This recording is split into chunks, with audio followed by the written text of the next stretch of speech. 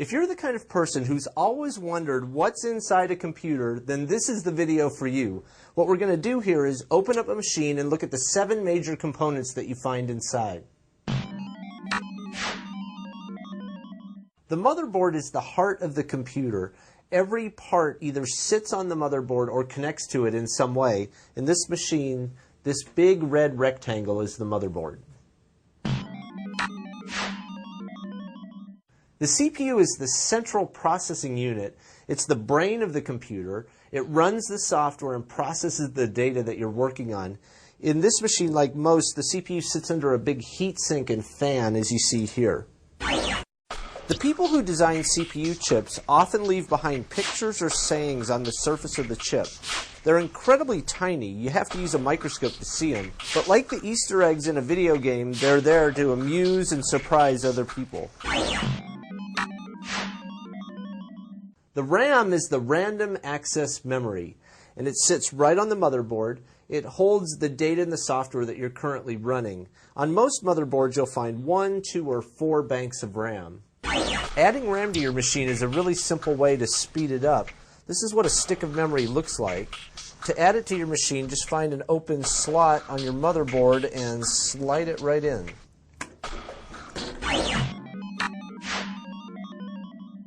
This is the video card, and it connects to the motherboard with a special video card slot. The video card creates the images that appear on your monitor. Most motherboards accept either an AGP or a PCI Express video card. Serious gamers will upgrade their video cards every 3 to 6 months to get the best performance. The latest thing is to have 2 or even 4 video cards in a single machine. The power supply usually sits at the top of the case, and surprisingly, it supplies the power that the computer needs. All these different wires that you see in the case are coming from the power supply. A high-end machine can burn up to 800 watts. If you left that machine on 24 hours a day for a year, it might cost $700 just to run it. That's as much as some people spend on a whole machine. This is the hard disk. It holds your information even when the power's off. When you turn the power on, your software and data loads from the hard disk into the RAM. If you've got an old machine that you're ready to donate or recycle, it contains a lot of personal information. Deleting the files is not enough because someone with the right software can undelete those files.